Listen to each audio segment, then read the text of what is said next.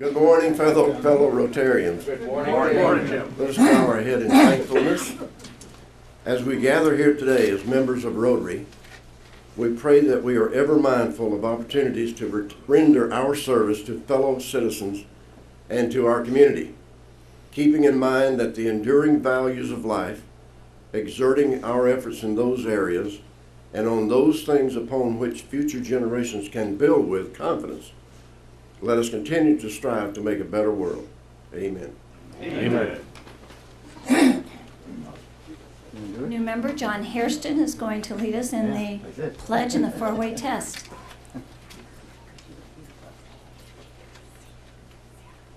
Good morning, fellow Rotarians. Good morning. On a chilly morning. Let's start with the pledge of allegiance. I pledge allegiance to the flag of the United States of America and to the republic for which it stands, one nation, under God, indivisible, with liberty and justice for all. Four-way test. First. Is it the truth? Second. Is it fair to all concerned? Third. Will it build goodwill and better friendships? Fourth. Will it be beneficial to all concerned? Thanks, John. Thank you. All right, Dick Pearsall, you ready for our song this morning?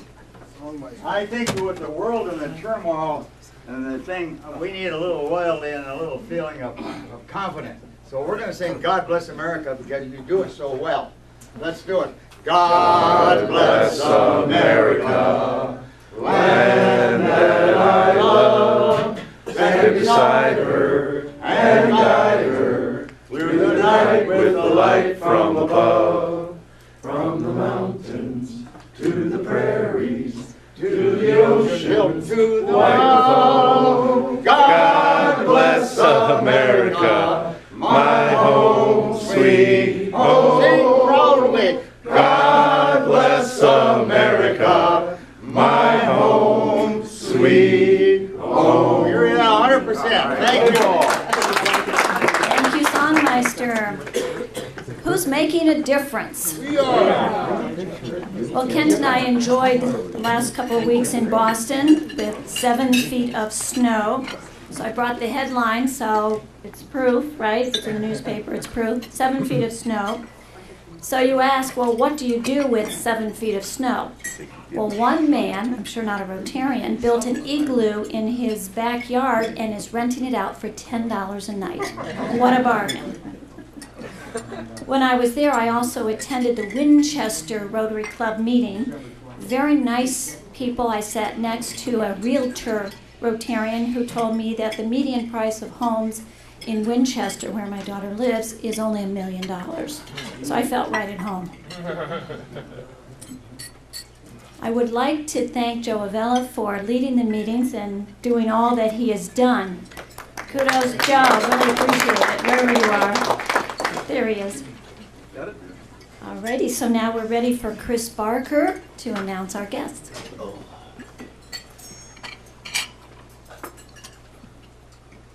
Good morning, Rotarians and guests. We have a nice list of people visiting us today, and if they would please stand when I call their name. From the Hudson Service Learning class, we have Noah Stupica and Emily McLeod, who once again is helping us with the AV, and Jamie Cosman. Good morning. Good morning. And then our speaker today is Don Paget, Director of the World Golf Championship Bridgestone Invitational. Good morning. And then we have Jim Cochran, guest of Joe Zapatowski, Morning. and Bev Duquesne, guest of Joe Avella. Thank you for joining us. Recognition Committee, Jimmy Sudfin. You're like a regular. And Lonnie Banner. And Lonnie Banner. Hi, Lonnie. Hey, Lonnie, you're a regular now. That's what I said.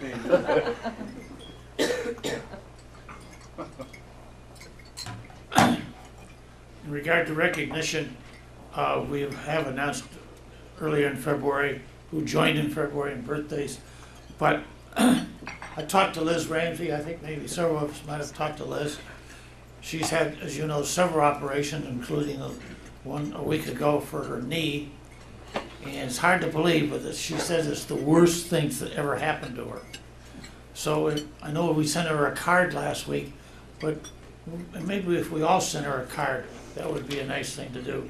I'm pretty sure you have her address, it's on the website. And I was also talking with Mike Lewis, that coward down there in Arizona. He said hello. And then the expo, the Chamber of Commerce Expo, February 28th at the Eastwood School. Here's the sign-up sheet. Appreciate it if you would participate. I'll be passing it around. Thanks, Jimmy.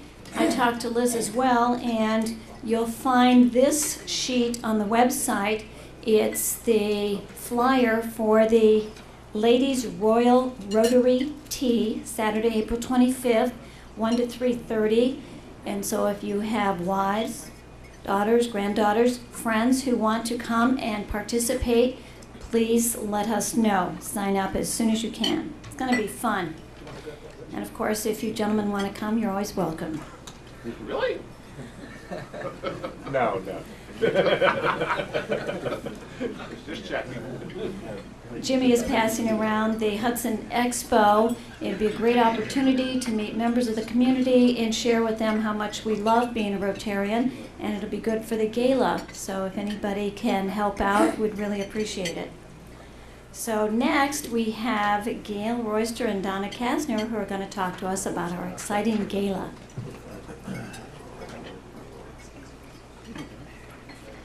Good morning, Rotarians.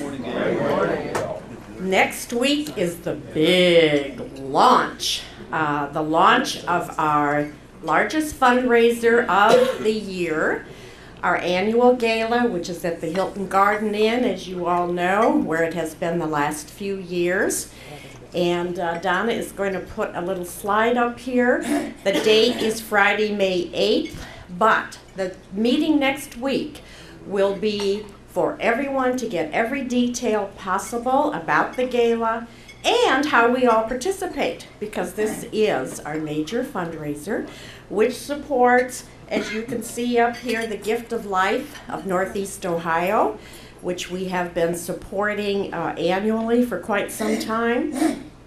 Also Hattie Larlam, a special piece of equipment for them, and our Student Assistance Fund at Hudson High School. Those are our three primary beneficiaries this year.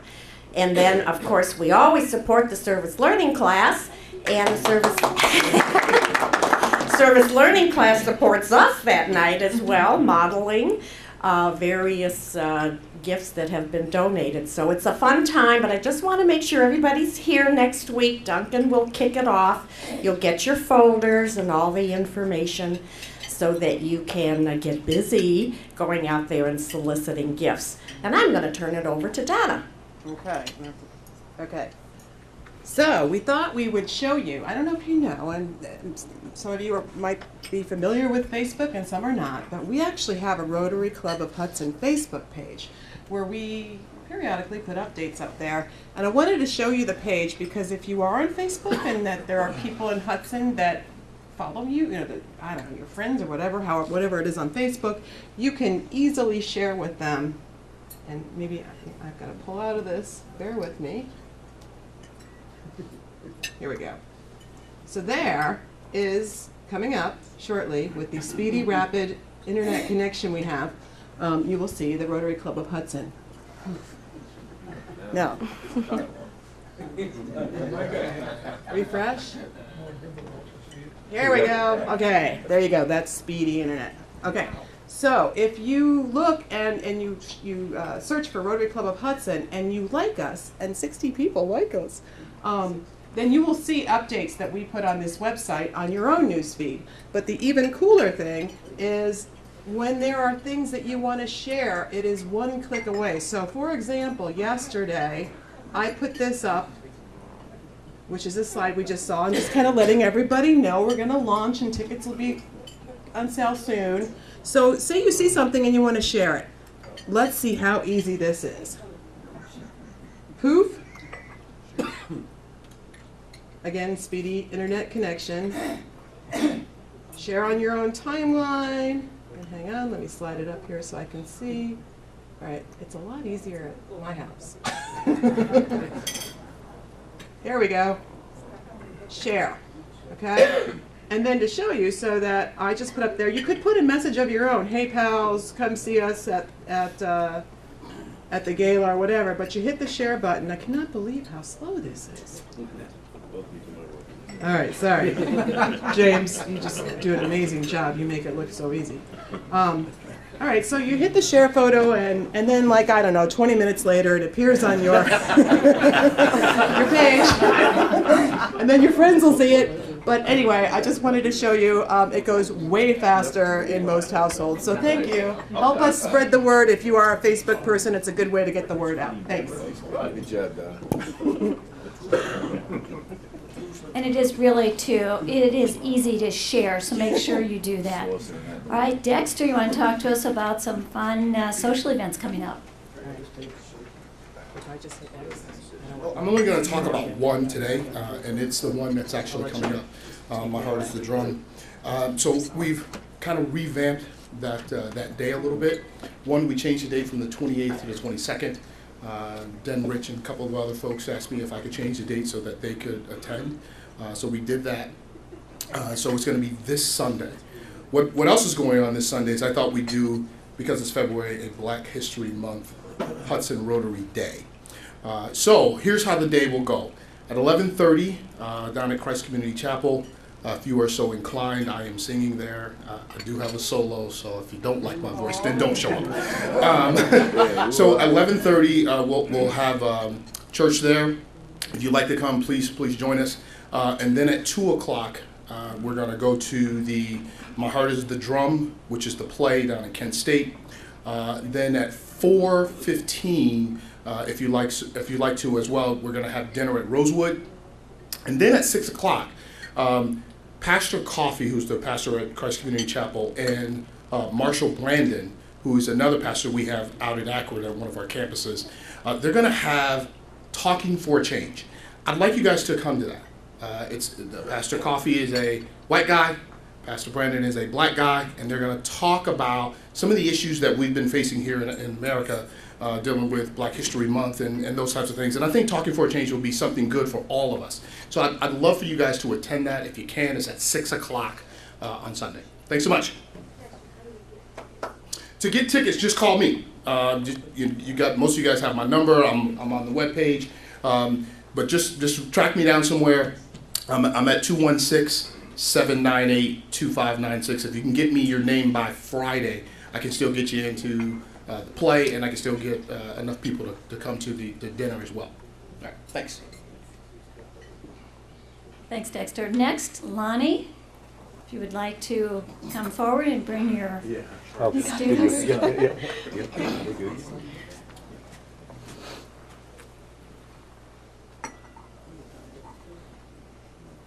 Good morning, everyone. Good morning. So one quick thing. So somebody mentioned somebody was in Arizona. I talk to my dad every night, and he just let me know that it was 82 degrees yesterday in Phoenix. And I love my dad so much. But anyways, I just want to say thank you so much always for your support of service learning. Right now, Jamie and Marty and I are in the middle of interviews for next year's class. It is a record number. It's the most I've ever had in my entire career. So thank you for your support and for your kind words and for being such amazing role models for my students. And I've got two dynamic, wonderful, kind people here today to talk to you about their service experiences. So Noah, you're up first. All right. So my first site was right here at Laurel Lake, and I worked with Chaplain Mary Tapman in the missions department. And originally I was supposed to only do paperwork, like make copies and help her put folders together. But the first day she had me visit with a man named Charlie Hockey, who was a longtime resident here, and I helped him set up an email account.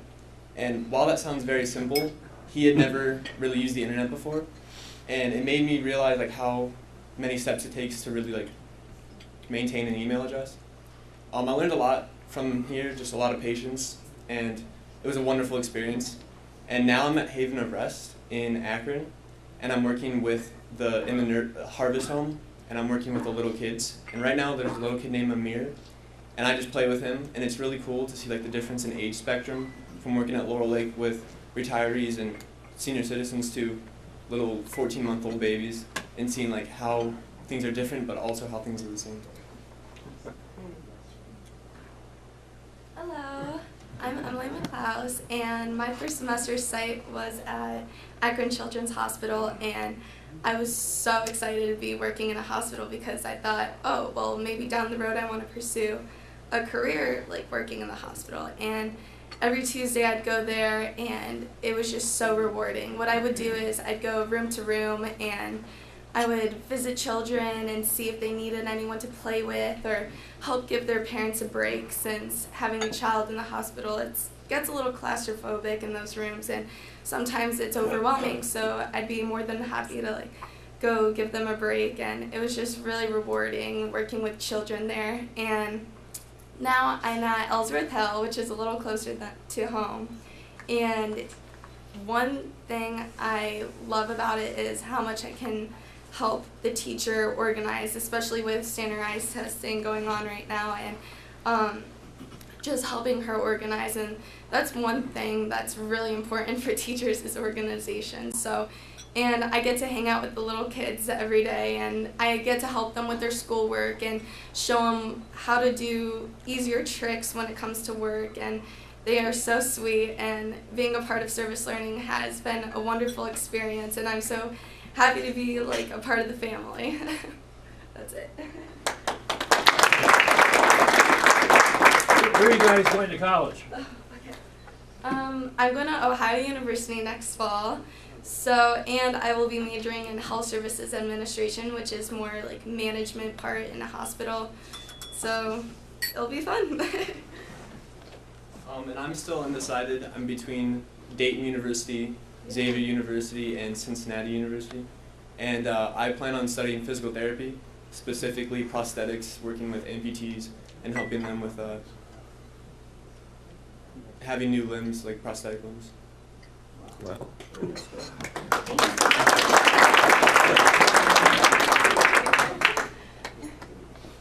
Isn't it always exciting to listen to these students and how amazing they are?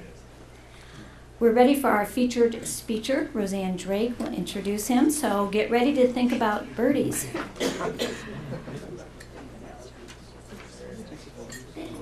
Well, it's my pleasure today to introduce to you our speaker, Don Padgett. He is the Executive Director of the World Golf Championships, the Bridgestone Invitational. He grew up in the Akron, Ohio area and is a graduate of Walsh Jesuit High School. A 1997 graduate of Indiana University with a concentration in marketing, Padgett was also a 4-year letterman on his college golf team.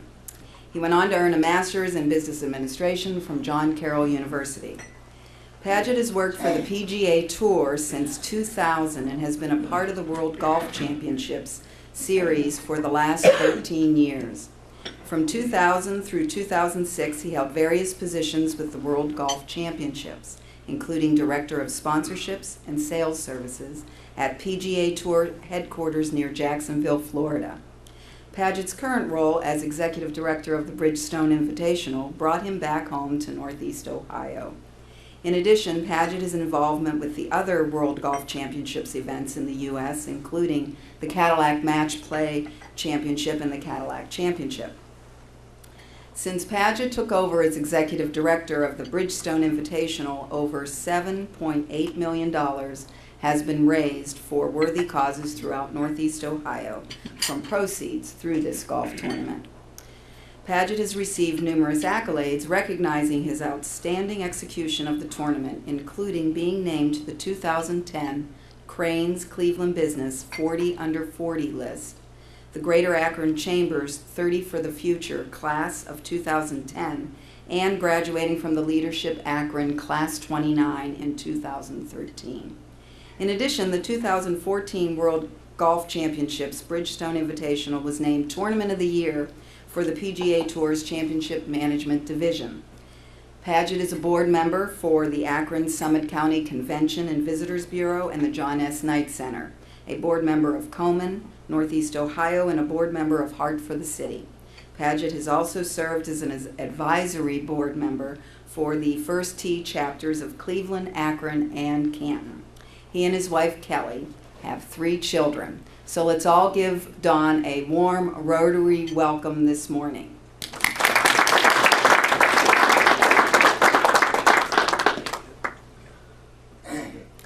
Well, good morning, everyone. Good morning.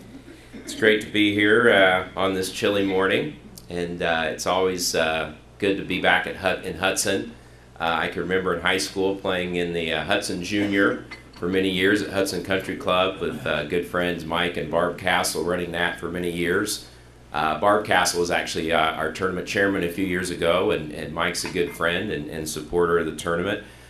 Playing high school matches against Western Reserve at Lake Forest Country Club as well. So a little different time of year. I'm back in Hudson here now, but it's good to be here. So when I got the call from Roseanne to speak here at the Rotary, I had to think back about 8 years ago when I first got the role of running the tournament at Firestone. And so being a graduate of Walsh Jesuit, Roseanne calls me and says, Don, we've got this powwow you know about. We really need your help and help and support it. You know, can the tournament help us out with the package? I said, sure, I'm happy to help. And she said, great. You know, and part of that package, what we really need is a lunch with Tiger Woods. And I said, well, I don't think that's going to be in the cards, but I can help it. You know, Roseanne, the pro fundraiser that she is, she always shoots for the stars. So when I got the call, you know, to speak at the Hudson Rotary, I couldn't help but think she's going to ask me to get Tiger Woods to come speak here. But anyway, instead you're stuck with me. You have Rich Warfield instead. So. Tiger's got time. But Firestone Country Club has a storied history, as many of you know, in professional golf. It started with the 1954 Rubber City Open, and our list of champions that have won over the years really reads as a who's who of who plays the game. We've seen winners Arnold Palmer, Gary Player, Jack Nicklaus, Tom Watson, Phil Mickelson, Tiger Woods, Rory McIlroy.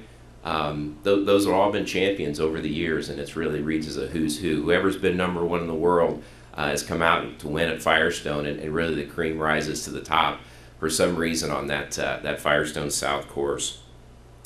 By a show of hands, how many people have been to the tournament over the years? It looks like for the majority of the people, pretty much everyone here. How about any volunteers? Have we had any people that have ever volunteered at the event? Yeah, I see a couple.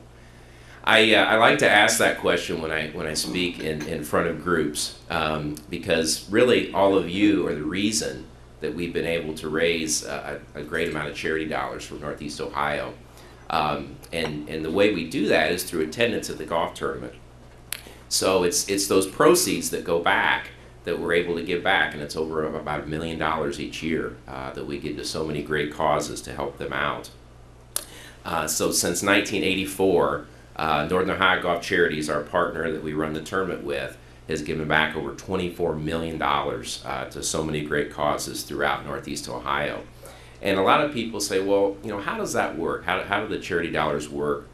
So in a nutshell, basically, Bridgestone, our title sponsor, they pay for the purse that the pros play for, that they earn. The PGA Tour makes the lion's share of their revenues off the television rights fees. So really it's what the regional community puts in that we're able to give back. So from corporations that buy the corporate tents all the way down to the individual ticket buyer, once we go back and pay those bills for the tents and the bleachers and the restrooms and all the money that it takes to run the event, those are the monies that we give back. So the better the tournament does each year, the more we're able to give back to so many great causes. So that's why it's my job to encourage everybody to get up off that couch, don't watch it on TV, come out to Firestone and get some fresh air. We really have an amazing field of golfers that you can get up to, get close up to, get some autographs, see the amazing shots that they hit in person. We're one of only about maybe 6 or 7 places in the whole world that get this strength of field each and every year. So we have the top 50 golfers in the world. We have winners of all the best events that are played all over the globe. And we have about 75 players, and for those of you who know golf, there's no cut. So usually golf tournaments, they play the first 2 days, and only the top half of the field plays on the weekend. Well, our 75 players or so, they're there the whole week. So no matter how your favorite player plays throughout the week, they're there Thursday through Sunday. And like I said, it's seeing those amazing shots they hit in person.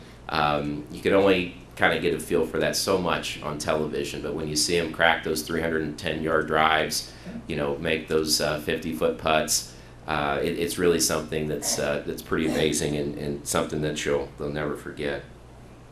I want to talk a little bit more about the charitable dollars that go back. We did introduce some signature charities at last year's event. So Akron Children's Hospital and UH Rainbow Babies and Children's Hospital are two signature charities. We'll continue to give to lots of great charities throughout Northeast Ohio, but we really needed a poster child, so to say, to kind of identify with people some of the causes that we're giving back to, and really study that, talk to a lot of our partners, and really there's nobody that can't get on board with helping hospitalized kids. That really touches all walks of life. So we're really proud to partner with those two institutions here in Northeast Ohio.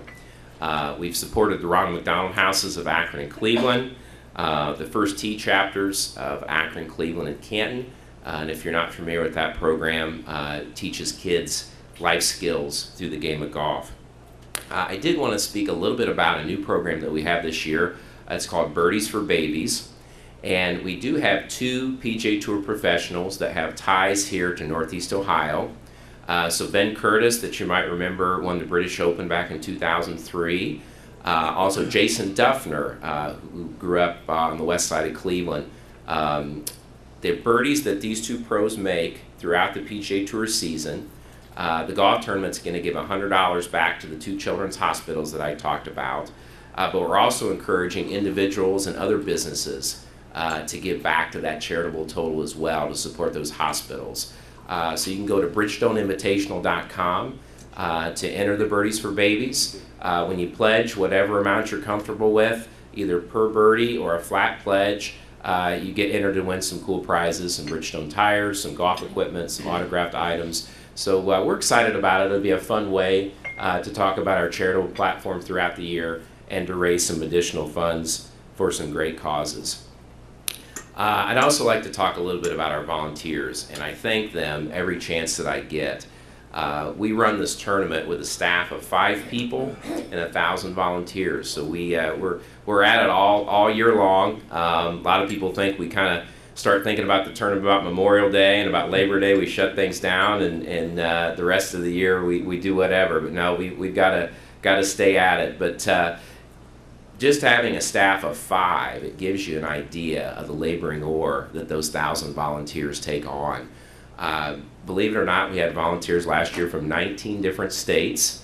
Now, most of those people all have Northeast Ohio ties, and if they've moved away, they always mark that first week of August on their calendar to come back and to support the area. And it's really almost like a big family reunion. And what's fun to see is that Midwest work ethic, where people work hard, but they have fun at it at the same time. And they're really the reason that we're able to give back the $1 million each year to Northeast Ohio. If we had to hire out temporary staff for that, so much of those proceeds would go to that. But it's those volunteer hours that people put in that enable us to run the golf tournament. You know, and I can't thank them enough. And we're always looking for new volunteers. If anybody here is interested, you can go to worldgolfchampionships.com. You can see me after. I can talk to you a little bit about it. There's walking scores where you can be inside the ropes with the pros and help keep stats. There's people that help us with ShotLink. That's actually a laser device system where they shoot each golf ball and it plots all the shots of the tournament that goes up on the internet and helps our stats. So 2 great jobs where you can watch the best players in the world, but you don't need to know anything about golf either. There's all kinds of jobs that people help out with and do a great job. I also want to mention the economic impact that the golf tournament has here in Northeast Ohio. It's about $21 million annually for our restaurants, our hotels. So it's a nice shot in the arm the first week of August for our local economy. And also, really, golf's a great platform to showcase all the great things that we have going on here in Northeast Ohio. Golf's one of the few sports that translates across the world. I guess soccer could be the other. It's catching on a little bit more here in the States, but They care about golf all over the world, so much so that our golf tournament is televised in over 220 countries across the world. So think about the millions and millions of people that are seeing Northeast Ohio across the globe. Also great exposure here nationally, 8 hours of network television on CBS and 10 hours on cable on the Golf Channel. We try to get better with the golf tournament each year. You know, pro sports is a competitive market, and there's lots of things for people to do, so we always try to improve. Last year we started some music after play on Friday and Saturday nights, partnered with 91.3 The Summit, so we had some fun with that, and we'll continue to grow that in future years. We've integrated some local food as well. We had the Swenson's food truck that was a big hit last year, and we'll continue to partner with some local food partners as well. But right now we'd like to show a short video just to give you a feel of the event for those that haven't been there before. It's coming.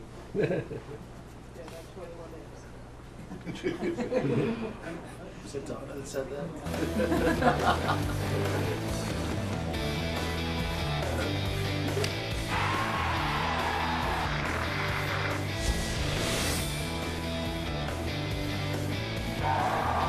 Always working really good.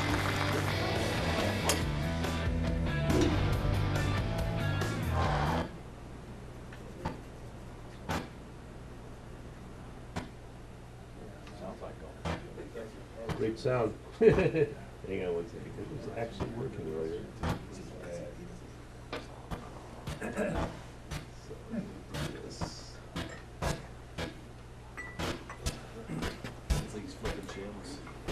Yeah. Actually had it queued up and had it working. Did get here early at 7 to test it out. Yeah. It was absolutely.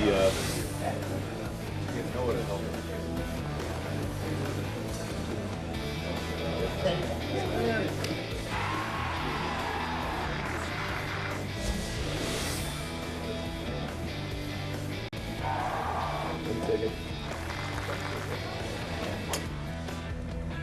There it is. Let's rewind.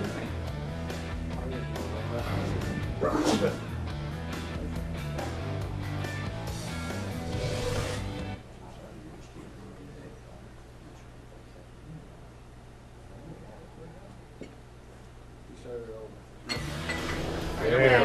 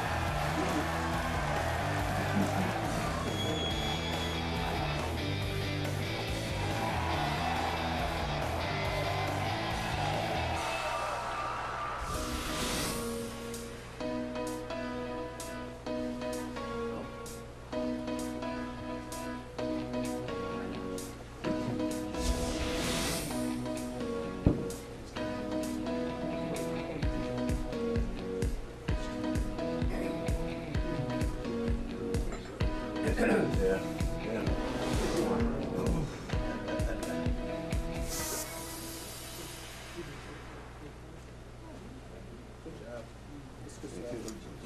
All right. So, how can you be a part of the event? How could you help if you have an interest? You know, supporting the event through a ticket package from your business. It's a great way to entertain clients or prospects, or even to say thank you to employees.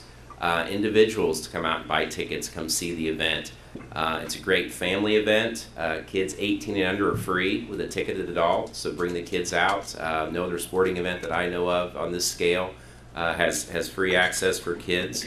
As I mentioned before, become a volunteer. Lots of great opportunities, and we just started volunteer signups earlier this month. So the best spots, the places to watch the golf, they fill up the quickest. So I encourage you, if you want one of those spots, to jump right in. And of course, the Birdies for Babies that I talked about earlier, great way to support either the hospital of your choice or both hospitals, and have a chance to win some great prizes. So before I take some questions, I will tell you one funny story. So my dad was the pro and GM at Firestone for about 24 years. And, you know, with all the equipment, as far as the pros are hitting the golf ball, I guess it was 2002 that they started to look at some of the tee boxes at Firestone and wanted to lengthen them, because a lot of the holes were becoming shorter as far as the pros were hitting the ball. And the story that I'm thinking about has to do with the 16th Monster hole, Firestone's signature hole, one of the longest par 5s on the PGA Tour. And they took that tee box all the way back as far as they could to make the hole longer. And a lot of people wonder where the hole got its nickname, and it was from Arnold Palmer, the 1960 PGA Championship. He was in contention, took a triple bogey 8, and he called the hole a monster, and the name stuck ever since. But like I said, the hole was 625 yards for so many years, and downhill quite a bit though, and so they thought, well, we need to make it longer, keep it one of the longest holes in the PGA Tour. So they took the tee box as far back as they could until they got to the television compound, and they didn't really know what the new yardage would be, so they took the laser and they were measuring it out.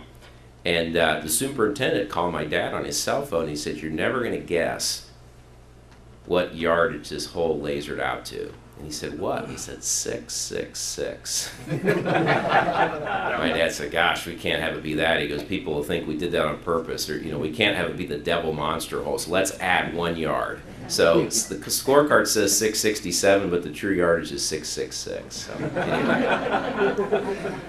So with that, I'll ask if the group has any questions. Questions?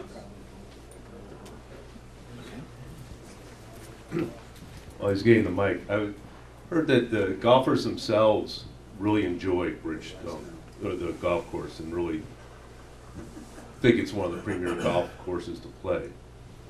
Do you find that because I know there's a couple years where they were looking for new sponsors, was the golf community really supportive of your continuing the tournament? Yeah, you know, Northeast Ohio has always been very supportive. But you bring up a good point. I mean, there's numerous cities that would love to have this event, so that's why we need to keep up with it, keep that support. You know, we've been able to do well, but it's like anything else. You can't rest on your laurels, and you have to continue to try to get better and you know, keep improving each year. So far we've been able to do that. As Roseanne had mentioned, we did get the event of the year on the PGA Tour in our division, which we were very excited about. We know that we'll be at Firestone through at least 2018 with our sponsorship with Bridgestone, so that's good news, but we're always trying to put out a better product for people to come and support each year. John, thanks. Can you hear me? Thanks for coming this morning. 3 questions. Okay. First one, you may not be able to answer, but how much does the club itself make off the event? Are you allowed to say? You know, the partnership with the club, I actually myself don't know the exact amount. I mean, there's some, you know, food and beverage opportunities. There are pro shops open. There's some merchandise opportunities. Obviously, the worldwide stage that club continues to be put on year after year, it's hard to quantify. You know, we talked about being on television in 220 countries. But they also look at it really on how it benefits the community. I mean, they put some dollars back in that goes toward that $1 million. And, you know, it's been a good partnership, and I can't say enough, Mark Gore and his staff, how great a job that they do with the amount of hours that goes into prepping that golf course, just getting ready, and they work really hard that week and do a great job. Okay, I just thought of a fourth question. When I was out there, assuming nobody else wants to ask questions. Yes. When I was out there last year, someone made a comment that because the stands went up earlier this year than they have in the past, that there's a new PGA requirement that they have to be in place by 30 days prior to the tournament so they can inspect it. No, that's not quite true. I mean, the event does keep getting bigger each year, so we have to look at, how we build that kind of small city. I always say the circus is coming to town with all the tents that we put up. But I like to see those tents go up because it means more support. It means more charity dollars that are going back. We were a few days earlier, not even quite 1 week. A lot of people think we were a lot earlier than that. But it takes a good probably 6 weeks for us to start that build and build that for the tournament, and probably about 3 weeks to get it all down and out of there. But it is an endeavor, and we work closely with our partners to build all the infrastructure that's necessary for the golf tournament. So there is no formal requirement, but they do come out and inspect the course before the tournament? Correct. Okay. Third one is, what do the players think about the course still to this day? Players love the golf course. I mean, in the 8 years that I've been here, I think we've had 5 or 6 players not play that are eligible, and they've either been injured or they're having a baby. So they love to come here. I mean, it's an all-star game of golf. There's no cut, so they know they're going to get a guaranteed check. But it's really a tried and true golf course. I mean, they wouldn't be at a place 60-plus years if the pros didn't like it. I think they like it because they feel like the player that plays the best that week wins. It's a very straightforward golf course. It's an old school golf course with the big oak trees. They don't really build golf courses. It doesn't seem like Firestone South too much anymore. And I think the pros enjoy playing that old traditional type golf course year in and year out, and their comments seem to match up with that. I've always sort of wondered where the players stay. Do they stay any locally, or is it just any private homes, or do they go to the regular places? Yeah, there's a handful of hotels that we do room blocks that the players stay at. So yeah, they're mostly at the hotels. Very few local homes. I was at the tournament the year that Tiger blew one over the clubhouse. Since you're in the biz, can you give us any scuttlebutt on what's going on with Tiger Woods? I knew it was coming. I didn't think it would take this long, though. I thought it would come a lot sooner. Tiger's had his struggles the last few weeks, particular. He's had some injuries that he's been battling. A lot of times he doesn't tell the media and that about some of the injuries he's taking on. A lot of people had written him off, 3 or 4 years ago. And he came back in 2013 and won 5 times. One of the events was our tournament that year. He's got some challenges, obviously. With all that he's done, I wouldn't put anything past him. I think he's been able to achieve, beyond even his wildest dreams. So we'll see. I mean, it'll be interesting to see if he can get healthy again, if he can get his game back. I know one of his lifelong goals was to try to challenge Jack Nicklaus's major championship record of 18 majors. He has 14, so four more major wins, 5 to beat Jack is a pretty tall order. But you never know. We'll see what happens, and if he gets his game back and wins another major or 2, it'll be a great not only story in golf but a great sports story. I was very fortunate back in the 50s to play at Firestone when it was an employee golf course. What year did it change to Bridgestone? When was the golf course sold, or? Right. 1981. 1981. So it remained as an employee course up to that time? That's correct. Speaking of the history of the course, I would imagine with your family connection, you're pretty familiar with the history of the course.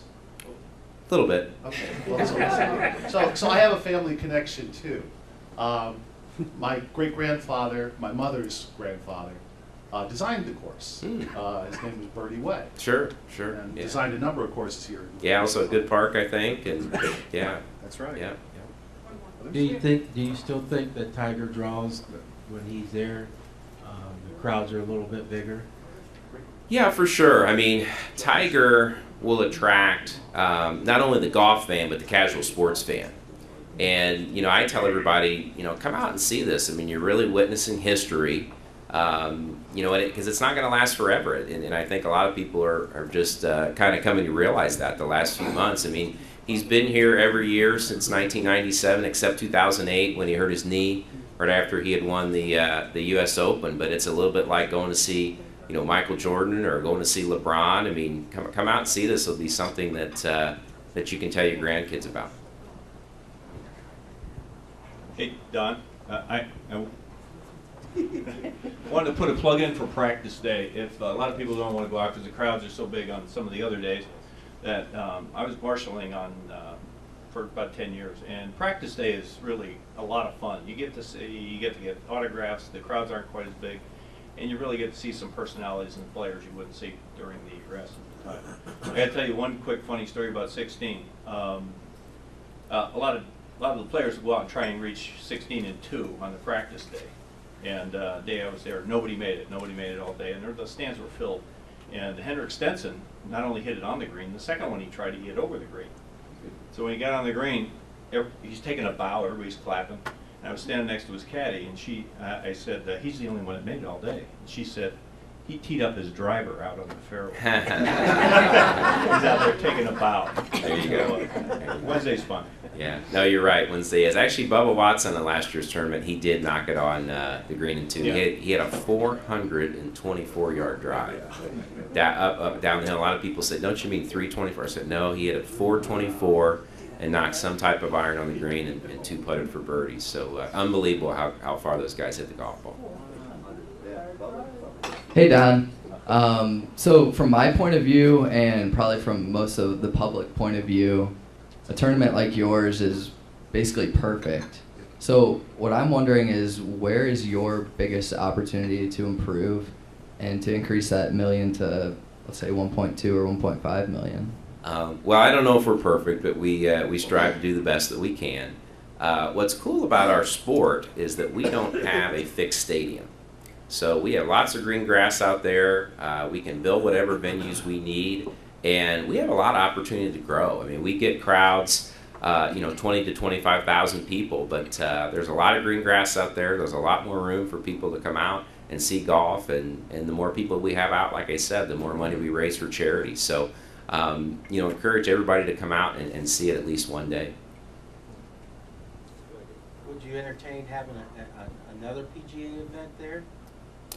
You know, I think as long as we have this PGA Tour event each year on the schedule, it probably would be hard for the area to be able to support, 2 major events.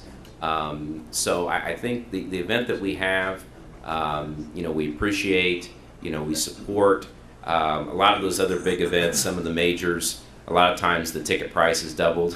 The corporate tents are doubled. So, careful what you wish for. We've got a pretty good thing going, and we've got a great event to support. But, Firestone has hosted 3 majors in PGA Championships. So we definitely have the facility and the infrastructure to do it if that opportunity ever came to pass. I'd like to ask a question about personalities, golfer personalities. Who are the nicest players and who are the prima donnas? The first one, the guy that just won at Pebble Beach, if you watched on Sunday, Brant Snedeker, really nice guy. Brant, when you go up and say, how you doing, he'll ask you the same. He really wants to know how the tournament's doing. He's really interested in it. One of the other favorites is Nick Price, won at Firestone years ago. He's on the Champions Tour now, but you couldn't meet a nicer guy than Nick Price. Any athlete that you have that's at the highest level, you're going to have somewhat of some egos, because that's why they are who they are. They're the top dog. They competed. They've obviously had a lot of success. But by and by, the golfers as a whole, really, I would say the easiest of all the athletes, to work with. They get it. They know their sport is sponsored. by corporations like Bridgestone, and so they have to act the part. And by and large, in the sport of golf, we're lucky that we have great athletes to represent us.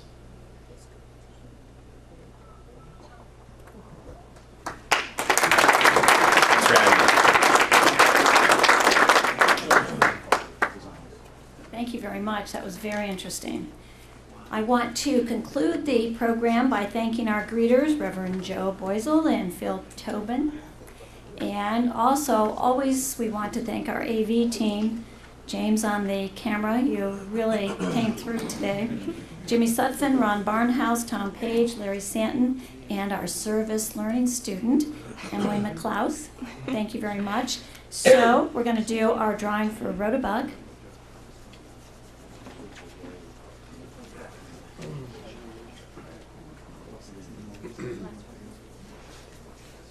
For 0587. 0587. Again? Last week, wasn't it? Groundhog Day. Good job. Is this a dynasty or something? I'll see that in a moment. That's blue. Thank you for this resounding twofer 2 weeks in a row. Yeah. Once again, consistent with last week, I will donate these proceeds to our fine maestro who's not here today. All right. Or whatever it is. $15. So that's terrific. Anybody else have anything to say? Oh, wait, Rich Warfield. Tom, I want to thank you. I've never seen you move so fast across the room. Rich has a few more questions to ask. He's up to 6. Well, have a great week. Remember, tomorrow's going to be nice and cold. Take care. That's right.